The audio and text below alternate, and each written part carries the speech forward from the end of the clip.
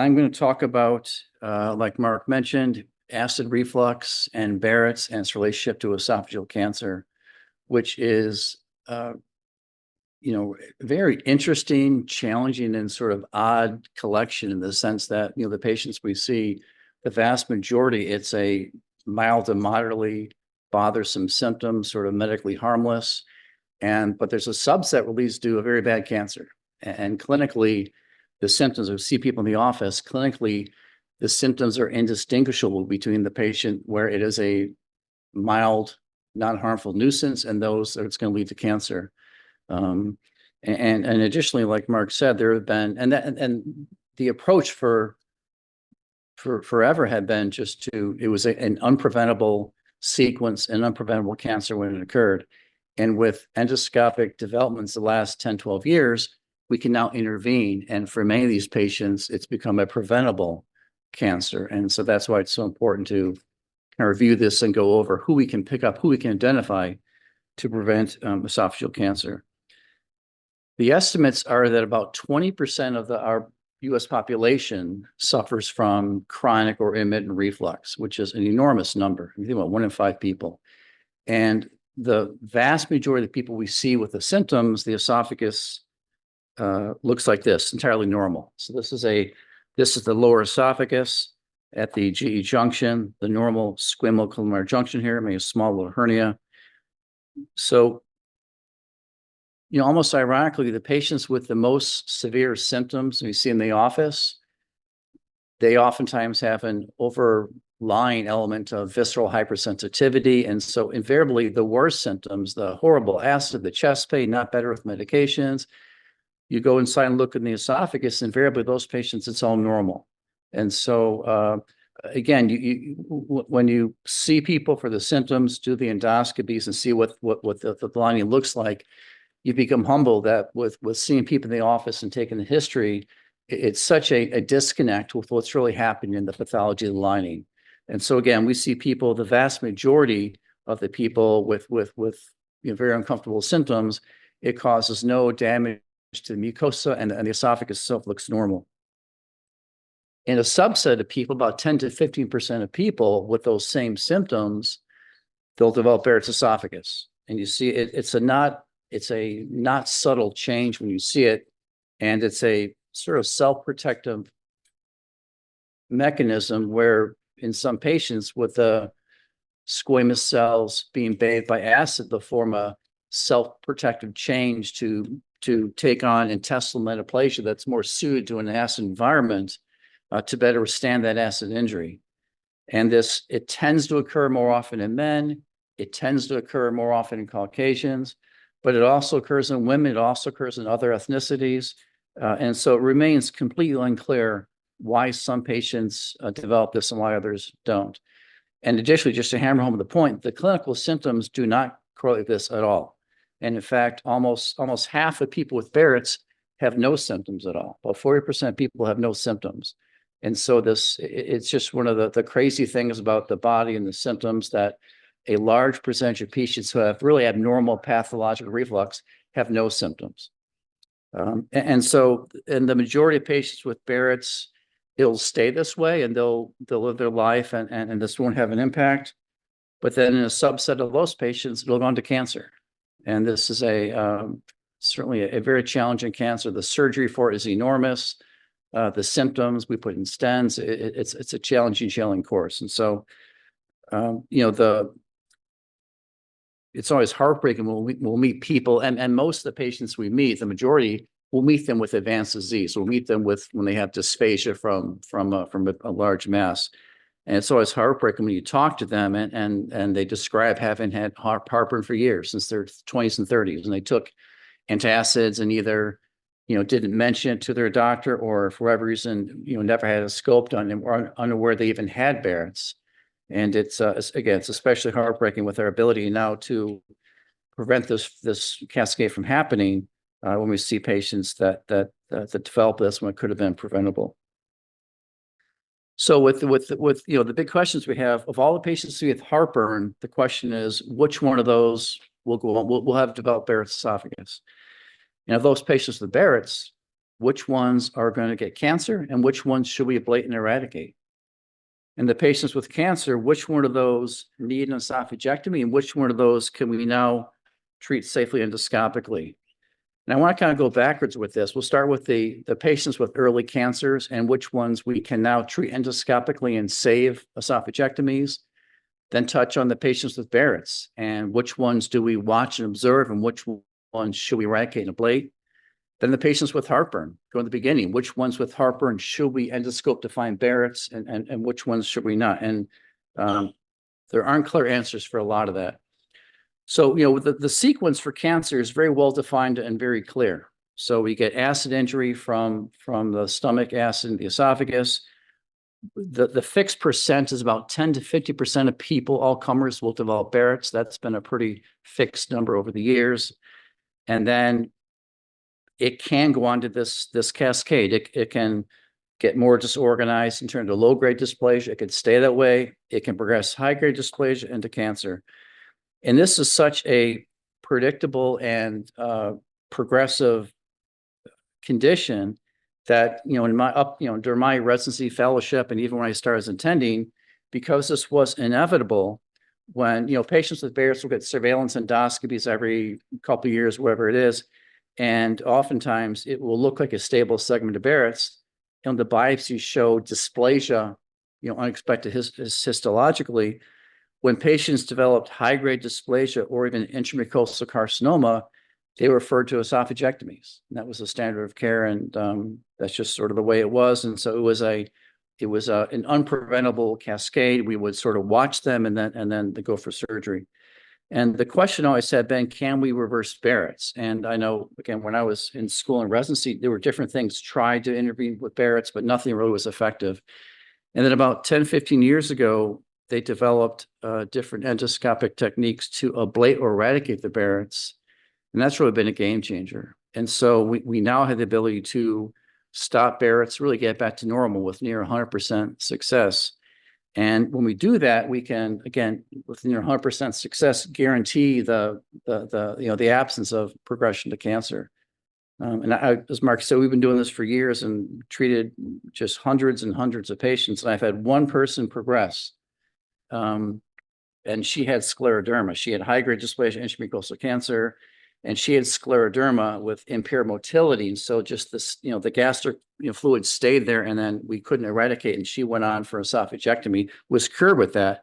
But that's the outlier. I mean, almost everyone else, if we pick them up early, we can now treat them effectively endoscopically. And every day, every week, we're treating these patients, really saving people from a surgery. It's really a fantastic thing. We see so many patients in their 80s with early cancers, high-grade dysplasia, that all would have gone for esophagectomies, which we can now treat with a series of outpatient endoscopies. So it's really been a game changer when we find and pick up these people. So for ablation, just to go back, it all depends on the histology, which is so important to be aware of and sort of be reminded of.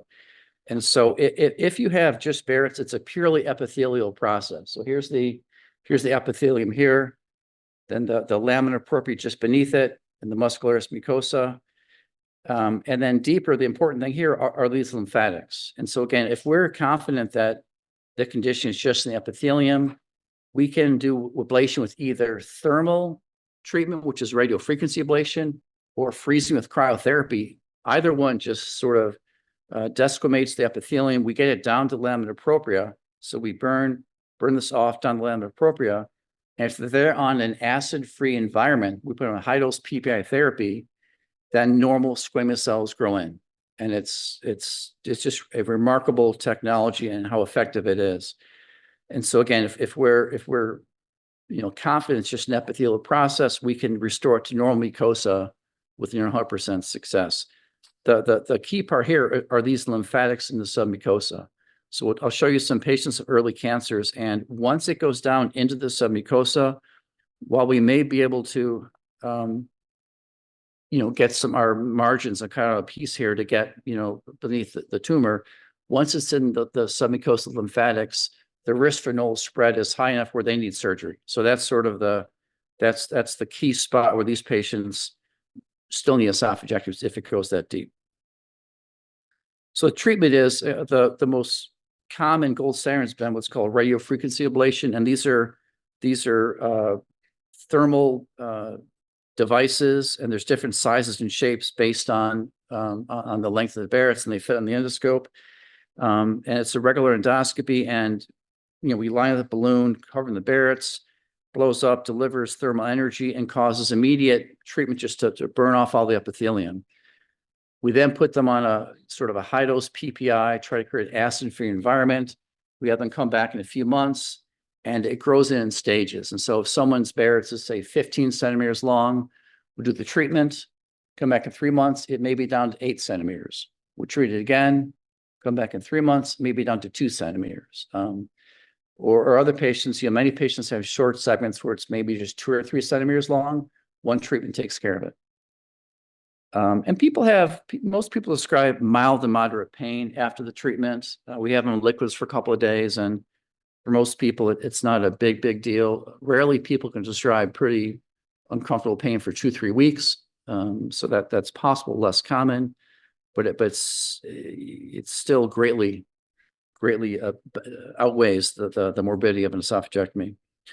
So show you endoscopically, this is a patient with, you see all the Barrett's, so the abnormal mucosa here, and this patient high-grade dysplasia. But otherwise flat, there's no visible lesions there we see. So we do the ablation, we just fix the balloon up, this is under direct vision, and it blows up and delivers heat therapy, and right away you get an effect on the epithelium. We scrape this off, and this is down to lamina propria. So it just peels off all the Barrett's and all the diseased epithelium. We then put them on high-dose PPI therapy, come back in a few months, and it's just startling how well it works and how well you get ingrowth of neosquamous mucosa. The patients where it doesn't work invariably is if they have a large hernia. So almost every patient with Barrett's has a hiatal hernia. In some patients, a very large one, sort of a 5-6 centimeter hernia. We'll do the treatment, they'll come back, and there maybe hasn't been good ingrowth, and you sort of conclude that, despite the PPI therapy, the hernia is allowing for such degree of reflux, they're not getting good ingrowth. So for those patients, we'll then stop, refer them for a fundoplication, they get that, come back, and then we complete it. And I would say maybe 10% of people we do that, but the majority of patients, we can kind of tolerate the hernia, and being on PPI therapy is effective enough to get good acid control. And we look, and it sort of goes in stages. It will be not uncommon. So there's been ingrowth of nearly all squamous mucosa, little islands of Barrett's left. We'll, on the follow-up, treat that and get it normalized then. And once it's gone, it tends to stay gone, but there's a low, maybe like less than 15% recurrence rate. So we follow them, and we may have them come back in a year, then 3 years and 5 years, keep an eye on it. And if and when little bits of Barrett's recur, if we touch up, we can, make it normal. We do lose some patients to follow up, but a big part of it is trying to reinforce to them that being on PPI therapy is really an indefinite thing, because unless they have surgery, the reflux pattern is not going to just go away on its own. And again, many of these patients never had heartburn, so you have to reinforce that if they're not on PPI therapy and the reflux goes uncontrolled, then the Barrett's will likely recur.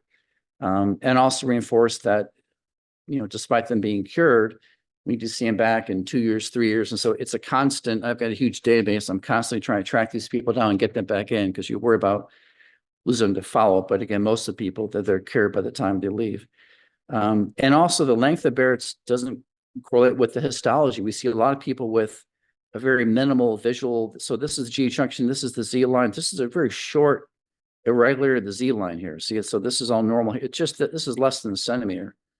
But this histology shows high-grade dysplasia.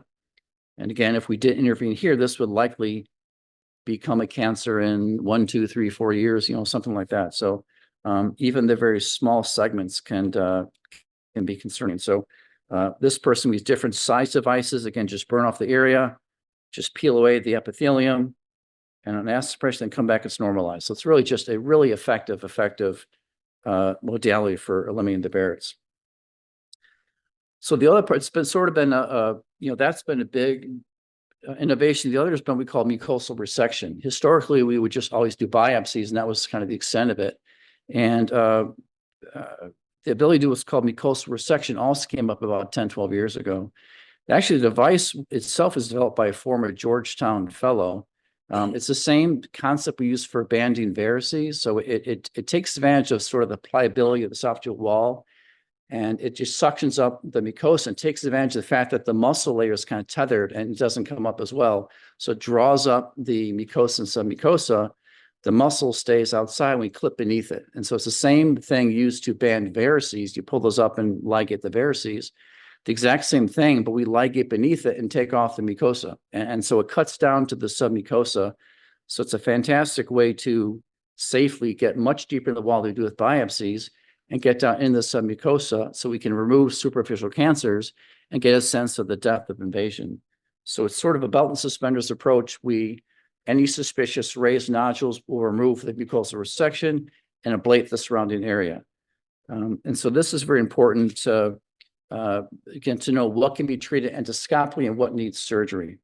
So this slide of the wall, again, it's the same thing. If it's, the superficial epithelium, then lamina propria.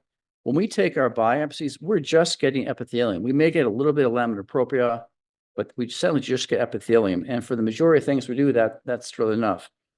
The key parts here are the muscular mucosa beneath lamina propria, and then the submucosa here with all the lymphatics. That's the important part of the histology and the sort of deep muscle here. So again, we do our mucosal resection. You see how much deeper we get. So it takes advantage of the fact that this deep muscle propria doesn't lift up in the caps. We can cut beneath it and we get down into the submucosa. So we get to the area where the lymphatics are, and so we can determine whether there's deeper invasion. And again, if we can confirm that a lesion is just in the epithelium and the lamina propria, we can safely go on and treat that endoscopically. Conversely, if we can confirm that early growth is down the submucosa, those people, certainly need surgery. The last thing we want to do is to sort of undertreat someone, think we get them endoscopically and have them come up with nodal spread, a couple of years down the road. But I think, this slide sort of shows the difference in our specimens from our regular forceps biopsies versus what we call these mucosal resections. And then, so we deal with these, our TNM staging becomes very important and very common, and we differentiate, so T3 lesions are through the wall, T2 are up the wall, but it becomes very important, the T1A, T1B. And so we talk about T1A lesions, which are early dysplastic or neoplastic lesions are confined above the musculus mucosa in the lamina propria. And we can now, these are ones that used to all get esophagectomies. We can now all, safely treat these endoscopically. When they go down into the submucosa, that's called a T1B lesion. And these are the ones that still need surgery. And so we get this answer from mucosal resections. And so those two things, being able to cut out deeper parts of the wall, ablate the surrounding area, those two things have allowed us to manage and treat a lot of these early cancers that certainly used to need surgery. So here's an example. This is again, the lower esophagus GE junction, a pretty unimpressive looking little lump or bump. And typically if you have a Barrett segment, if something's going up, it's probably going down. So if you have a low raised nodule, you can see the concern is there's probably depth going into the wall as well. And so this was someone has seen on the outside and sent in for a ablation, but we always look very carefully because again, if there's any little concerning lesion, we don't want to burn over a more invasive cancer. So this is one that we then removed with mucosal resection, and we're now looking down into the submucosa. So see quite a bit deeper we get. In this case, proved to be a T1B into the submucosal lymphatic. So this person went for an esophagectomy. So it's so important for us to get exact histologic staging so we know the right exact treatment for people. And again, it's very humbling how even small the lumps and bumps can be more invasive cancer. Conversely, this is another patient sent in, again, with Barrett's, sent in for ablation.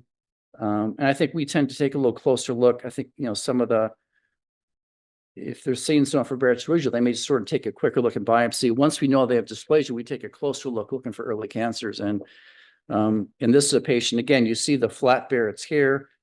This area of nodularity kind of catches your eye. And again, if there's anything raised, you're concerned it's an invasive cancer. So we'll remove this with mucosal resection. That's the before and after. And this showed it was superficial, just to the lamina propria. So this is something we can save, go into surgery. And once we bring it back, we do ablation then. So it's sort of again, a belt and suspenders. We remove any focal early cancer. We want to treat the surrounding area. And the two treats, it's either, thermal radiofrequency ablation or freezing therapy with cryotherapy. Cryotherapy goes a bit deeper. So sometimes based on the depth, we'll choose that over the other, but it's kind of a dealer's choice for that. And so we just, spray the nitrogen, it freezes the area.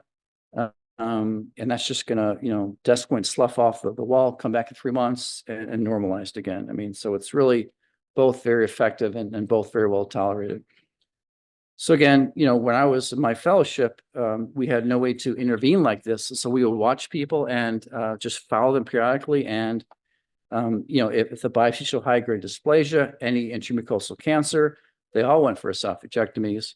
And certainly if it was a deeper cancer in the wall, they also got esophagectomies as well. With these, endoscopic modalities, it's really changed that dramatically. And so people with regular Barrett's, we can follow them or we can eradicate that. For patients with high-grade dysplasia, these patients never go to surgery any longer. Patients with early cancers in the wall, we treat those endoscopically as well. It's just the patients with the early invasive cancers that still need surgery. And so, when I get these patients sent in, you just really, you feel crushed when it goes deeper and they have to go to surgery. These are still cured with surgery, just a much bigger operation for them. So again, and the clinical course is so dramatically different based on just very small changes in depth of the wall. But again, with the right patients and the right staging, we can really treat a lot of people endoscopically. So those are early cancers. Now, what about, again, the majority of patients they'll be seeing their maybe outside doctor and having surveillance, Barrett's endoscopies done every couple of years. And it's not uncommon to find dysplasia on the biopsies, then they'll send them here for ablation. So, when this technology first came out, 10, 12 years ago, the question was, well, we can do this and who should we do it for? And so there are a lot of randomized controlled trials, and it quickly became evident that in the patients with dysplasia who you don't eradicate, they did a lot of, separate arms. Those who weren't eradicated progressed to cancer at an unacceptable rate versus those that were eradicated. So this quickly became the standard of care. And so the patients we see with high-grade, low-grade intermittent dysplasia, because they do so much better with eradication, these people all get ablation now. So that's become kind of the standard of care. What remains very unclear are the regular Barrett's patients, right? So the majority of Barrett's patients will not progress. And so it's not clear which ones do the ablation, which ones don't. And so the best way, there's ways we can clinically kind of judge that. And, the big thing is that all Barrett's isn't the same. We know the most sort of the poster boys for having Barrett's are white men, obese, over 50, family history. Those are ones most likely to get Barrett's. We know that. Well, it turns out if you look at the patients that are most likely to progress, it's the same crowd. So if you have regular Barrett's, it's still the men with a long segment, overweight, family history. Not only are they the most likely to get Barrett's, the most likely to progress to cancer. And so, and additionally, the women, while they're less likely to get Barrett's, it's also less likely to progress. And the segment length is one of the biggest factors. The long segment is much more likely to progress than short segment. So based on this alone, again, there's no right answer, but sort of my approach is if we see men young, sort of by young meaning 50s, 60s with a long segment, white male, their risk is high enough where I think eradication therapy is very reasonable. It's typically just a couple of endoscopies. And not only do you take their current precancer risk off the table, as they get older, they need far fewer endoscopies. And that's a big point. So if they don't have eradication treatment, they're going to need to come in for endoscopies every, 2-3 years, really indefinitely. If we do the eradication, then again, not only do we eliminate the cancer risk, but we can decrease the need for endoscopies going forward. If people come in for scopes on a regular basis every 2-3 years, usually if they're going to develop an intramucosal cancer, you pick it up. But also our sampling isn't great. Some of these segments are very long and we just kind of randomly biopsy as much as we can, but Barrett's and dysplasia is very patchy, and we're just sort of, picking the 20-yard line, 40. We're just picking spots. We can invariably miss things, and so it would not be uncommon, even if someone's on the right surveillance regimen with a long segment, they could show up on schedule and have a cancer. And so, for the long segments, because our sampling ratios aren't great, that's another incentive to talk about ablation. Conversely, we see people with this little Barrett's, they rarely progress. And so, we get a lot of people sent in, maybe an older woman, short segment, leave them alone. I think it's rarely gonna be an issue. So you can kind of make those judgments. I think those are pretty reasonable, and that's sort of the best state. An interesting thing are what's called biomarkers. And so, we get our information on the biopsies all from the morphology of the cells. And so pathologists are telling us whether it's a normal looking cell, whether it gets some, nuclear changes suggesting dysplasia, but it's all in the morphology. Well, there are other parts of the cells, proteins, gene mutations, RNA, and that can sort of indicate behavior. And all these different biomarkers, they all impact tumor suppression function, cell growth function, inflammation, angiogenesis, or all these things that add up to a neoplastic process. And while the cells may morphologically look stable, if you look at the cancer cells, they have so many aberrations in, p53, certain RNAs. And a lot of these Barrett's patients have the same biochemical changes already. So the pathologist now will report p53 mutation rates and things like that. And so it sort of gives you a collective panel that may kind of weigh the likelihood this is going to progress. And so we have some outpatient labs we send these to, and they look at these different biomarkers. It's a combination of RNA, certain gene mutations, inflammatory markers, and they kind of give us a scale on the likelihood that this is going to progress. So it's, so in terms of deciding which patients with Barrett's we should eradicate, it's a discussion, and I think a big factors are the age of the patient, the gender, their ethnicity, the length of the Barrett's, all those things figure in, and this can play a role too. Some people are unclear. This kind of gives us a percentage of these markers that are likely to progress. So this has become a new tool that we use. And so again, the idea is that a lot of the mutations in cancer cells are already present in certain Barrett cells. And by looking at those, in addition to and separate from the morphology of the cell, we can get another tool to get a sense of which patients are going to progress. Because again, the majority of Barrett's patients do not progress. And so while we can't prevent cancer, you also want to minimize unnecessary treatments. That's a big part of it too. And so you want to both pick up people that are high risk to prevent a cancer, but you also want to minimize procedures, right? You want to minimize unnecessary procedures too. So it's a balance of both those things. And, with these biomarkers and looking at the length of the Barrett's, the gender, we can both maybe recommend eradication in some people, and also maybe extend surveillance in other people. So you're good for 5 years to come back and check. So it's sort of a judgment call on how best to manage Barrett's. What becomes the least clear of all is finding Barrett's. And so, the question is, everyone gets screening colonoscopies. That's a pretty straightforward thing. Should everyone get endoscopies? It's very unclear. And so the question is, what patients have Barrett's? We know that about 10 to 50% of people with chronic heartburn get Barrett's. And so that's a high enough number where patients with reflux have a high enough chance where we think endoscopy is necessary. But the trouble is there's 20% of the country has heartburn. So the question is, who should we scope in those? And so some of the answer is unclear. And so from our American Gastroenterology Association, their position is that the number of patients with heartburn paired with those that actually get esophageal cancer makes screen all patients with reflux cost ineffective. Again, it's 20% of the country. A reasonable middle ground would be to select individuals with multiple risk factors for an endoscopy once the discussion has taken place, blah, blah, blah, and discuss. So that's sort of saying what I was saying before. You look at their gender, their length of Barrett's, their ethnicity, and kind of come to a decision for that. So it sort of leaves us in our hands without really good guidance. We should scope. The American College of Gastroenterology get a bit more specific, and their feeling is we should consider endoscopy in patients and men with reflux more than 5 years and or weekly symptoms with 2 other risk factors being, again, age, gender, or ethnicity rather, and they recommend endoscopy. They do not recommend an endoscopy in women with reflux. However, it could be considered for individual cases based on factors, again, including family history, et cetera, et cetera. Screening for the general population is not recommended. And if the initial endoscopy is negative, no repeat is needed. So, and these are public health, important health economics recommendations, recognizing we have to, spend our health dollars and resources, carefully. And while Barrett's is common in 50% of people, given the number of people with heartburn, it sort of tries to weigh it towards those most likely to get Barrett's.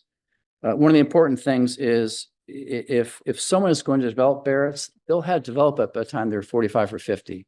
So unlike colon cancer, lung cancer, others where it's a constant screening, Barrett's, it's an all or none thing. It's kind of one of the many strange things about the physiology. So if you see patients where they want to get checked sort of again and again, you have to kind of reassure them that it's if it's normal at 50, they've already shown they're phenotypically they're not going to develop it. We don't have to keep checking.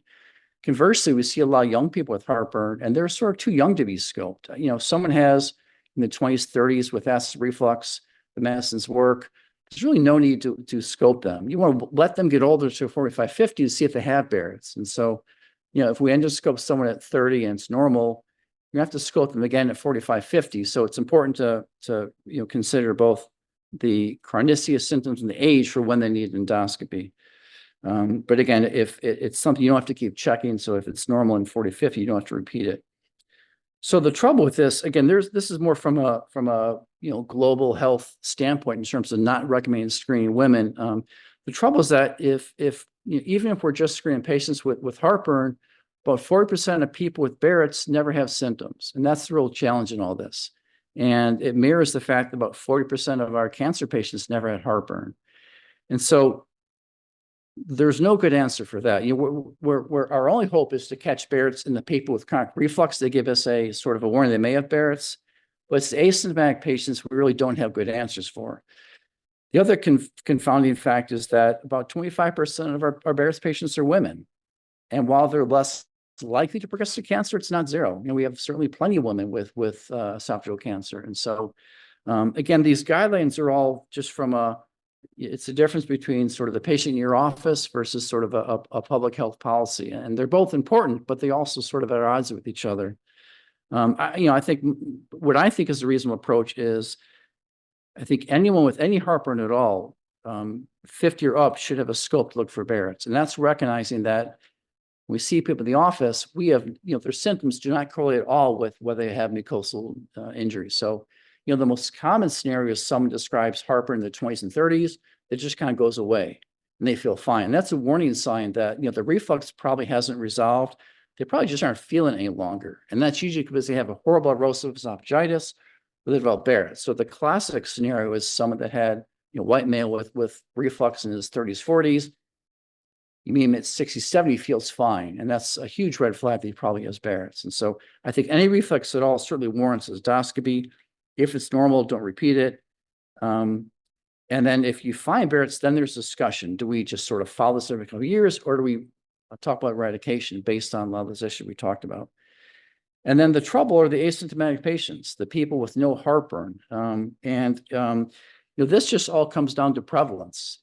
For any screening study, you have to have a high prevalence of disease. You've got to have a precursor lesion that's identifiable at a high rate, and evidence that the precursor lesion prevents the cancer. And colon cancer is a fantastic example of that. So as a high enough incidence, you see the incidence of the precancerous lesion is about 30%. Once you get to be 45, 50, kind of 1 in 3 people have precancerous pop, very high number. And the studies in the 80s and 90s showed that if we eliminate these precancer lesions, we impact the mortality from colon cancer. So that became sort of a poster screening program affecting mortality and death. And it's got it affects about 5% of people lifetime colon cancer, 150,000 new cases per year. So all these, it's a ready-made scenario and precursor lesion for screening and affecting mortality. Esophageal cancer, we don't screen, it just doesn't have the numbers. It's about 7 times less common than colon cancer. The lifetime incidence for women, 1 in 400, it's not prevalent enough. The lifetime risk of Barrett's is only 5%. And so it unfortunately, the patients with reflux, their risk of Barrett's is high enough where it's a shame when we don't jump on them, check for Barrett's, because that can be preventable. it's the asymptomatic people that there isn't a good answer, because it's not common enough to screen everyone, but recognizing about 40% of people with Barrett's we're going to miss with that same approach. So it really is a puzzle, and the shame is people who do maybe all they can for health and screen everything without heartburn. They may have Barrett's and cancer, really nothing in our guidelines to kind of prevent that course, unfortunately, which is why I think it's so important to, as both primary care doctors and whomever, for people in their 40s, 50s with heartburn, 60s, to make sure we screen them for Barrett's so we can then have the discussion preventing cancer down the road. So I hope that's helpful. And again, I think it's been while the biology of it hasn't changed, the endoscopic treatment has, where it's made a much more dynamic and, again, preventable condition for the majority of patients. So I find it interesting, but still challenging. So thank you very much.